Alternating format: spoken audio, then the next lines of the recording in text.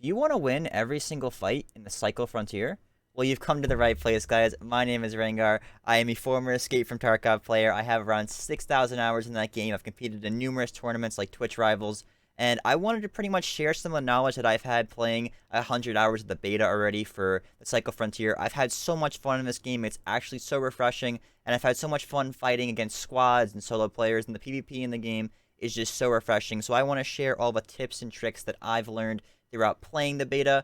I kind of want to talk about the fundamentals of FPS games as a whole, and then we'll actually get into the game mechanics themselves. So hopefully this will help you guys. If you enjoy the content, hit that sub button, hit the bell. We're moving daily guides, all beta, guys. And don't be afraid to ask any questions down in the comments as well. I don't mind answering them at all. Enjoy the video, guys.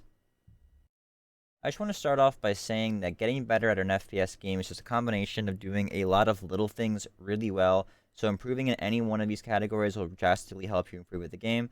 And I want to start off with crosshair placement. Now, crosshair placement refers to having your crosshair in the ideal position, so when somebody jumps out, you can shoot them in the head or kill them pretty much almost instantly because you're ready for them. Now, headshots in any FPS game, and especially the Cycle Frontier, have the opportunity to actually one-shot someone or kill them in just a couple of shots, so they're very important to get. Now, you don't have to be an aim god to end up getting these headshots, but having your crosshair already in the position to do it before you even see the person is what will allow you to get these instant kills and make people very, very mad. So, pretty much as you're walking throughout the map, try to keep your crosshair at head level, whether someone's standing or crouching, depending on the angle, and try to clear out the angles with your crosshair and these positions. So if at any instant a player jumped out at the angle that you should be looking at happened, you would just headshot them instantly. That's pretty much what you're going for as you're going throughout the map. Now, it's simple enough, but a lot of newer players, especially to FPS games, they will just aim at the floor or like have it way too low. They're aiming at like stomach or leg level. You want to make sure that you're aiming like at least chest level or head level ideally in almost every scenario. So just make sure that you're actively thinking about where your crosshair is as you're clearing angles moving throughout a map, because that is what will net you those headshots without even trying. You'll get so many more kills if your crosshairs are already on someone's head the second they peek you. So definitely make sure that you're putting your brain power to use and actively thinking about where your crosshair is, and it'll eventually just become natural and you won't really think about it anymore. That's just the biggest tip that I can give you starting out if you're new to FPS games.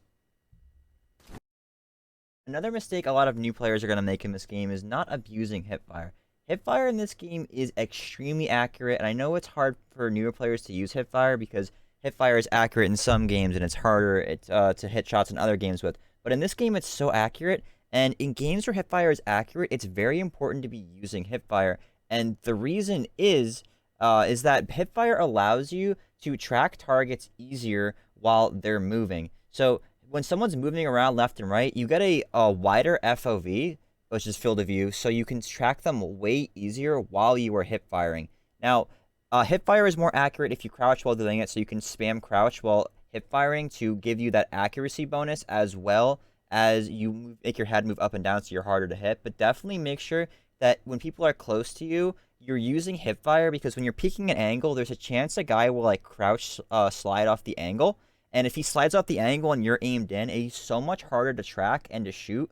But when you're hip firing, you have a way better FOV, so you can see where someone's moving and you can aim to them a lot faster and just kind of follow where they are. It's something a lot of newer players really don't use, but you have to use hip fire, especially when someone's close. And even when you start shooting with good crosshair placement, hip firing will allow you, like, you'll be able to hip fire at someone's head instantly, and then hip firing like will allow you pretty much to start shooting before you aim in, and then you can aim in if you decide that you need to if the person's not moving fast. But it's a really great way to like counteract someone moving fast and to like be able to track them while they are moving. So definitely make sure you're using hip fire a lot more in the game and learn when you should hip fire and when you shouldn't.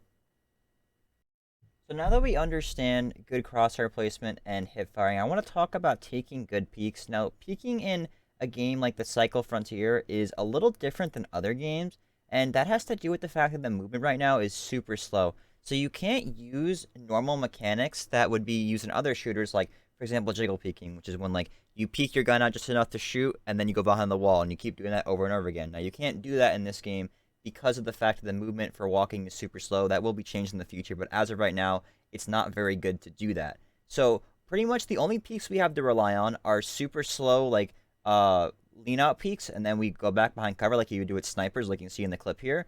And then we also have the slide jumps that we use to either clear areas as we fly by or to slide into someone to make us harder to hit.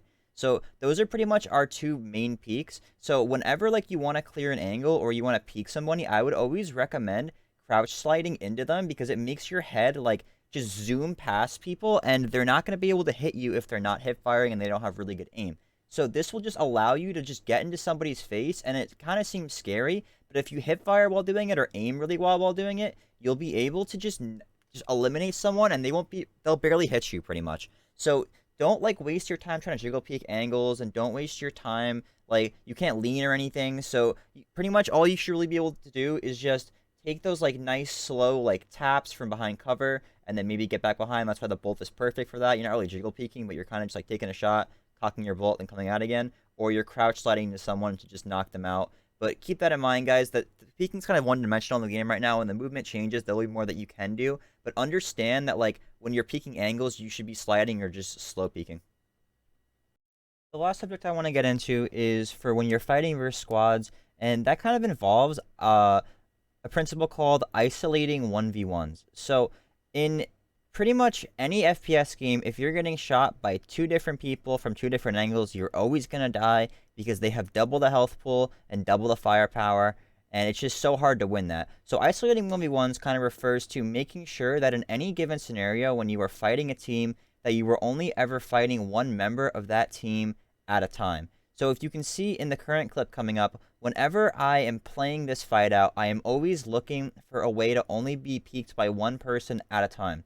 So I'm making sure that I'm never fighting two players at once. When I'm fighting a team, I'm breaking it down into 3 1v1s as opposed to it being just a 3v1 on one peak and then I die, right? That's the most important thing, is making sure that you're never in a scenario where you can get pinched, because when you get pinched versus teams, that is when you die. So whenever you feel like you're about to get pinched, like I was in this clip, I made sure to give counter pressure, so I ran up and I sprayed one team member super low so we had to run back to heal, and he gave up his angle so I could get away, heal, and then reflank. So instead of getting pinched, I got the fuck out of there. That's what a lot of new players don't do. They don't move and they let teams pinch them. So I picked that guy off because I was able to flank around and I got a 1v1. Whenever you feel like a team is pinching you and you can hear it happening, you need to get the fuck out of there. And there's two ways you do that. One is you just book it and you flank around, or two is you create counter pressure. You either kill one guy from an angle and isolate the 1v1, or you hit him so bad he has to get off the angle. For example, hitting him with a bolt headshot and he doesn't die, but he's one shot. That's like the perfect example of that. So make sure that whenever you are fighting teams, don't peek into two guys. It's how you're going to die, especially with mag size in this game. It's so hard to get 2 kills off one mag unless you have extended mags. So like make sure that when you are fighting, that you are getting those 1v1s. If you see, like in that clip, there's not a single time where I peeked and I was getting shot by 2 players at once. Every single time it was a 1 versus 1 scenario, even in this clip coming up. Just keep that in mind. It's combining all these little things. It's crosshair placement, slide peeking, isolating 1v1s, don't get pinched, and don't get crossfired. When you get shot from 2 different angles at once, that is how you die, right? If you notice coming up here, I'm going to actually peek looking for a second guy that was sniping, and I get shot by a third guy close. And I purposely don't, like, slide out and peek the guy that's close because of the fact that I can get sniped then. I hold the angle on purpose because I know if I peek out, I can get shot by 2 guys at once, and that's how I die, right? So watch here. I'm going to peek out, look for the sniper. That's what I was trying to kill, and I got shot, right, by a guy close. Ready? Right here. He shoots, so I'm waiting for him. Where is he? Where is he? I'm waiting for him. I can't peek out because I can't get shot by the other guy. I can't fight 2 guys at once. I need to isolate this 1v1, and now I can heal and then take out the third guy. It's all it is fighting squads. It's isolating 1v1s, and it's FPS mechanics 101. But you need to make sure that in your own gameplay you're doing this. If you ever peek into 2 guys, like, and you die, think about, how could I have isolated the 1v1 there? How could I have made it so that I didn't do that?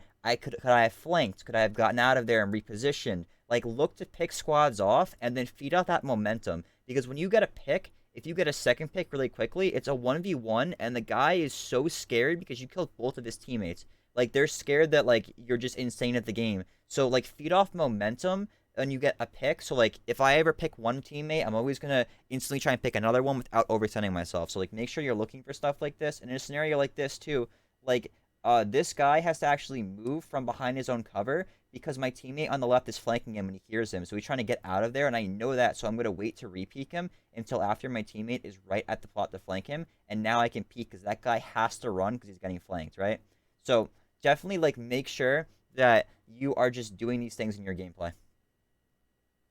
That is the end of the video, guys. I hope that was helpful and that you actually learned something. These are just basic mechanics that you should be able to put together and improve your own gameplay as long as you're cautious of them.